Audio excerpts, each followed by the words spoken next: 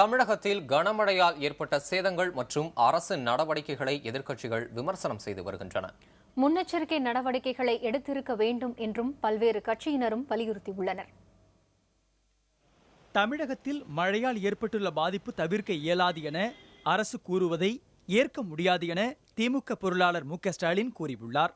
முதலமைச்சராக நிதிஷ்குமார் பதவியேற்கும் விழாவில் கலந்து கொள்வதற்காக பீகார் தலைநகர் பாட்னா செல்லும் முன்பாக சென்னை விமான நிலையத்தில் இன்று காலை செய்தியாளர்களை சந்தித்த ஸ்டாலின் மழை தொடர்பான முன்னெச்சரிக்கை நடவடிக்கைகளை அரசு எடுக்கவில்லை என குற்றம் சாட்டினார். அமைச்சர்கள் அதிகாரிகள் டெய்லி பார்க்குறாங்க.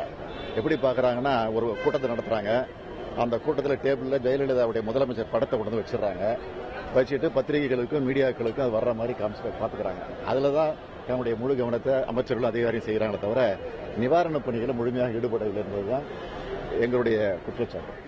புரஷேவாக்கத்தில் மழையால் பாதிக்கப்பட்டுள்ள மக்களுக்கு திமுக மாநிலங்களவை உறுப்பினர் கனிமொழி நிவாரணப் பொருட்களை வழங்கினார். மத்திய அரசாங்கம் இப்பொழுது ஒதுக்கி இருக்கக்கூடிய நிதி நிச்சயமாக போதாது. ஆனால் இங்கே இருக்கக்கூடிய ஆளும் கட்சியும் அதிமுக அம்மையார் ஜெயலலிதா அவர்களும் அதை பற்றி மத்திய அரசாங்கத்திடம் தொடர்ந்து பேசி இன்னும் அதிகமாக நிதி ஒதுக்க வேண்டும் என்று எந்த நடவடிக்கையும் எடுத்ததாக தெரியவில்லை. மழை பாதிப்புகள் தொடர்பாக தேமுதிக தலைவர் விஜயகாந்த் வெளியிட்டுள்ள அறிக்கையில் 2012ஆம் ஆண்டு தலைமை கணக்கு அதிகாரி வழங்கிய அறிவுறுத்தலின்படி கடந்த 3 ஆண்டுகளில் தமிழக அரசு நடவடிக்கை எடுத்திருந்தால் தற்பொழுதைய பேரழிவை தவிர்த்திருக்கலாம் என்றும் குறிப்பிட்டுள்ளார். மழையால் ஏற்பட்டுள்ள பாதிப்புகளுக்கு திமுக அதிமுக கட்சிகளே காரணம் என்று பாமக இளைஞரணி தலைவர் அன்புமணி ராமதாஸ் குற்றம் சாட்டியுள்ளார். சென்னையில் உள்ள ஏரிகளை தூர்வார ஒதுக்கப்பட்ட நிதி முறையாக செலவு செய்யப்படவில்லை என பாரதிய ஜனதா கட்சியின் தமிழக தலைவர் தமிழிசை சவுந்தரராஜன் குற்றம் சாட்டியுள்ளார். கொரட்டூர் கால்வாயை சுத்தப்படுத்துவதற்கும் தூர்வாருவதற்கும் 60 லட்சம் செலவிடப்பட்டிருக்கிறது. கூவத்தை தூர்வாருவதற்கு 604 கோடி ரூபாய் என்று ஒதுக்கப்பட்டிருக்கிறது. ஏற்கனவே மழை வெள்ள நிவாரண பாதிப்பை தடுப்பதற்கு 600 கோடி செலவிடப்பட்டிருக்கிறது என்று அரசாங்க குறிப்பு சொல்கிறது.